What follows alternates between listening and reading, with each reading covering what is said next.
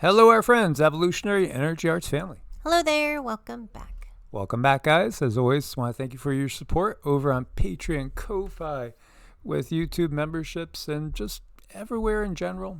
Moral support, verbal support. When you go ahead and give us a little shout out, we appreciate it, and we do appreciate you guys and love you guys. We certainly do. So we appreciate everything you do. And without you guys, there is no us. So every single one of you are very important. Absolutely. And so, also, if you haven't, stop by evolutionaryenergyarts.com and check out more about us, including some testimonials on how we've helped people all over the world over many years now. I wanted to touch on it's like we're always reading through comments. And there was an interesting comment brought up that, again, it just shows me that, wow, we got to keep touching on some of these items. When we talk about the changes in the ages, like we talk about the yugas all the time, probably here in Western culture and society, people are more familiar with the Greco-Roman world. And Hesiod's, in his works and days, talked about the 5 human generations, the 5 human ages. And just want to give you guys a recap of what we've learned over the years regarding the differences in the ages. Again, when you look to the Golden Age, again, it's said that in the Golden Age, humans are like the gods themselves. And in fact, we do believe that when we're talking Golden Age, we are talking about an existence in light bodies. So, this would be a very, very different reality from where we are now. You would be talking 5D or what we would interpret as 5th density. Well, I think the big changes that come about are, our human body, and I'm going to get into a lot of that later on here. I have a lot of information about the human body, how that changes in the yugas, and just the frequency, the ether that we live and walk and breathe, all of that changes. Absolutely. And so when we're transversing the Silver Age, I would equate it to that movement, now depending on whether we're descending or ascending, but we can equate it to 4D as we can with the Bronze Age. And then it's relative to where we are in those ages. And of course, in the Iron Age, the heavy dense age, we are talking very, very 3D, very heavy, very physical. Time is different. Everything is different in each of the ages. We've gotten that from the guides, that literally the components that make up the manifest physical universe change in each yuga and are drastically and dramatically different. There are transition periods which can take a long period of time, perhaps hundreds of years, maybe even more, transitioning fully through, say, the Kali Yuga, where we were into the Bronze Age, and then subsequent after that, the bronze to the silver, silver to the gold.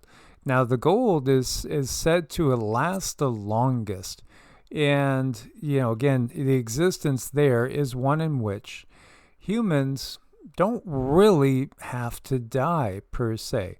They just decide they want to change. So it's said that when they come to that decision that they want to try to experience a different experience than what they're doing during the Golden Age, what form they are taking, even if that form is in a light body, they simply lie down as if to go to sleep, and they transition into a different reality.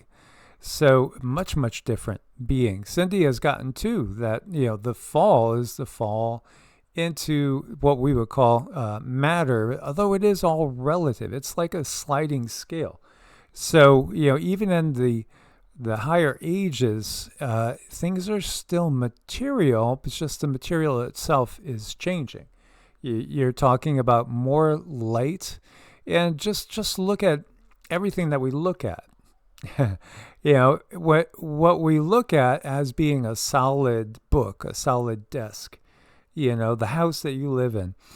We know from quantum physics that it's mostly vacuum. It only has the appearance of being solid, but that changes itself with each of the ages. So again, human life expectancy in a Kali Yuga is said is maxed at about 120 years, and most people won't reach that. But in the Bronze Age, when you get out of the Kali Yuga, then you could live 10 times that. You may live up to 1,000 years. It's said in the Silver Age, 10,000, Golden Age, 100,000, but it's almost unlimited. Again, time that we experience is different in each age. It's relative to the age. And all matter, the elements, earth, air, fire, and water, come from the ether. So the ether itself is in a period of rapid change right now. Your physical bodies are changing very rapidly right now. And really, there is a good reflection between the Greek system and the Hindu system, with the different yugas. So everything changes. Everything changes. Why can we not put a clear, definitive answer on when something starts and ends relatively? Because it is just that. It's relative to each yuga. So have you noticed that time seems way different now than it did in the past? Yes, when we have a longer life to reference things from, then obviously time seems to go by a little bit faster. But it's more than that. The reason why it seems to be going so fast now is because we're actually in a different yuga. We're right about like where this little arrow is. We're just out of the Iron Age or the Kali Yuga, and we're into the Bronze Age or Dwapara. And that's exciting. I mean, that is super, super exciting because, myths and legends are going to manifest before our eyes. One of the things that's going to change is recognition of different beings. Beings that we knew were real and they're still in our myths and legends. Well, we'll be seeing them again. We're going to be interacting with many different beings. I wanted to also point out that when you look at it this way, it looks like a sine wave, does it not? It looks like, again, the DNA itself, as the DNA moves. Everything is basically fractal in this world. It's holographic and fractal. And our double strand is eventually going to be 12 full strands activated. Well, what actually is the mechanism that changes the yugas? Well, primarily it's the sun. The sun is the main mechanism, in each solar system of that change. But then, of course, there's so many other suns out there. Well, look at every star is a sun. And yes, a large majority of them, I would venture to say, have planets around them. And I don't think life is unusual or rare. I think it's the norm. So the sun is a relay from source. And in fact, again, Cindy shared her experience with source, in which, what did it show itself as? The sun. Because, there's no better representation than the sun being a direct conduit from source. We know there's all different types of stars out there. Our sun is rather typical. Very typical, in fact, very common. But there are everything from red dwarfs, again, to red giants and white stars and yellow. And I guess most of you guys probably remember when the sun looked a little more orange-yellow, and then it started to turn more yellow-white, and then, more white, maybe more blue-white. We get that as we move into this deeper into this yuga, this age, the Bronze Age, Dwapara, the sky itself will no longer be what we see. We won't really see the blue. It's going to have more of a magenta tinge to it. Many of you out there can see that right now, that magenta color is building. Again, there's been a hologram up shielding our planet from seeing many stars and planets that are being hidden by the control system because they don't want you knowing that the reality is there's a lot of life very close to us. There's other life on this planet besides us in the first place. So, yeah, what is the mechanism that changes the yugas? It's primarily the sun. And of course, everything is relative, from your position. This is another thing that most people, don't understand, and you're not going to get taught in the science books, is that the planets can move. They can move their position relative to where they are to the sun, because again, they are conscious beings. In many ways, planets and stars are the true gods, so to speak. And it's relative. The Earth has changed its position because the Earth used to lie between Mars and Jupiter, in where that asteroid belt is now, because the Earth used to be Tiamat. And then when she was smaller and trying to recover from the damage that was inflicted by that asteroid hit, she moved closer to the sun to take advantage of the light. Hesiod, again, talking about the 5 ages of man, said the golden age was a perfect time. People lived happily without hardships. Again, we weren't in as dense of bodies. So again, our whole needs change. When you are a light being, you're just basically, you are reflecting the light of source. You are a fractal of source.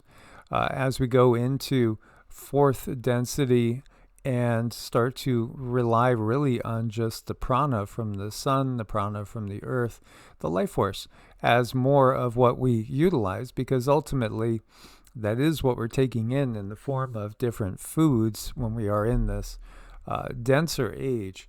All this is part of the changing of the yugas, which is brought on by changes in the sun, which is, again, it's relayed through the great central sun, and ours is Alcyon. We are, in effect, really, truly part of the Pleiadian star system when you get down to it. And when you look to the Arcturians, they are kind of, in many ways, they are humans, guardians and teachers. You could view them as our elder brother, or again, our uncle type of grandfather type figure. And the Arcturians are referenced in many different traditions in different ways, usually depicted as blue-skinned. So, there's definitely a lot going on. And then, information that I wanted to bring up is, when we go through a yuga, and like we're moving into this bronze yuga, the transitions are extremely chaotic. They are not clean. There's going to be changes. So there's magnetic field instability, and we see that a lot right now. The sun is definitely intensifying its presence. Emotional waves rising and falling, it seems pretty extreme right now. Subconscious traumas start surfacing. I'm seeing that a lot in a lot of people. Old systems collapsing. I do feel like the old system is trying to just hold on, and they probably will hold on for a little while longer, but it does feel like the system is, at the very least, it's definitely transitioning. So then we have to look at the micro yugas inside of the big yugas. So there's several little mini stages inside of the big stages, just like everything else. Russian dolls. The whole package is just like playing with Russian dolls, no matter what we are looking at. And the yuga is being based on the sun's journey through space. So many believe that the sun moves into these high frequency zones. And with that, with the high frequency zones, everything has to change. The air that we breathe, how our bodies move and function. Just right now, we still happen to be in a very, very low, dense frequency right now. And we're just starting to break out of that. And like with everything else, that can be very, very difficult for humans, the emotions, and the human body. So a lot of this knowledge in the past has been guarded, because when consciousness rises, and societies tend to collapse because people can see through so many things. So when humans begin to regain true intuition and their spiritual abilities peak, well, that's trouble, because then the information they give us through mass media, people start to say, hey, I don't know about that. I just don't know about that. And that's going on a lot right now. So, and then, I think what's really interesting is the yugas are tied to the feminine consciousness. So we live in a masculine society. We are very, very out of balance. And I do believe the feminine energies are rising, and they should be done with a very steady hand, because emotions can really be sharp. They can be cutting, they can be painful, but I do feel right now with the feminine energy rising up, it's a little like a baby cutting their teeth. It's like a lot of women have emotions, and they might not realize how strong they really are, and rising up could hurt people, like inadvertently hurt people if your emotions are out of alignment. But that brings me to this whole world of putting people through so much trauma. So if you have a reactive person that happens to have abilities from a past life and they get angry, they could actually shoot daggers out of themselves, like energy daggers, and harm people, and they don't even know about it. So I think it's really important right now we start to understand energy. We understand our bodies. We learn how to control those situations so that we're not harming those around us. Because when that harm is done, there's no picking favorites. Like, you could harm your pet, you could harm your child, you could harm your best friend. You just don't know. So it's really important to learn how to rein in those energies and keep them in your own bubble. But right now, that's not taught. That should be something that's taught first thing in kindergarten, about our energy. It's very important, and it's left out for a reason, So I think that's a lot of what's going on right now, is people are breaking into their new abilities and they don't understand them. A lot of subconscious situations in someone's energy field are coming to the surface. People don't understand that. They tend to want to go to the DR, and that's understandable. I do too. I get really sick. I need some direction. I need a blood draw. We do that. But ultimately, I do believe staying on nature's path is the best way to walk through this very difficult yuga that we're in. It's a transition period again. So yeah, the sun is the biggest mechanism for change. And then that brings up that question about the solar sneeze. And we get that there will be many solar sneezes. There's going to be bigger and bigger flares coming out, and bigger CMEs. And is there anything to fear from that? Ultimately, we are consciousness itself having a temporary physical experience, and you knew it was temporary when you came in. So at the same time, we are taking on this amnesia of sorts, which again, the amnesia is not going to be as deep as each of the yugas passes by. That amnesia will not be as strong. In the Silver Age, you're going to know who you are. When the Golden Age, you understand who you are totally. And you understand that you're having a temporary experience. When we're in the Kali Yuga, that's why it's called the Dark Age, because we don't have a freaking clue. That's it, plain and simple. Yeah, that's pretty much it. Yeah, so we're just being exposed to the light now. And these transition periods can take, again, definitely hundreds of years to transition. So, that's why we don't get that you're going to have waves sweeping over the Himalayas in the next 5 to 10 years. Things take time. They do take time. Will there be big earthquakes? Absolutely. Will earthquakes and volcanoes keep increasing? Absolutely. So will our connection to the earth. Just like animals leave an area before there's a big earthquake or a volcano goes off, because they can sense it. They're in communion with the mother. It's the same thing with us. As we get more in tune with it, we'll know when it's time. If we have to pack up and leave an area, we'll know when. We certainly will. We're going to regain a lot more intuition, but it's a matter of breaking through the trauma, helping the trauma so that it's not hindering our ability to sense and feel. Yes, absolutely. So I hope this answers some questions. There's a lot of other ideas that we will be sharing with you guys. We again invite you to join us on Patreon or YouTube memberships. Again, usually weekly, there'll be a video that goes up that is just for you guys as a member. We want to show you our gratitude for your support. If you need to reach us for an appointment, evolutionaryenergyarts@gmail.com is still the best way. As always, much love, source bless, and namaste. Namaste.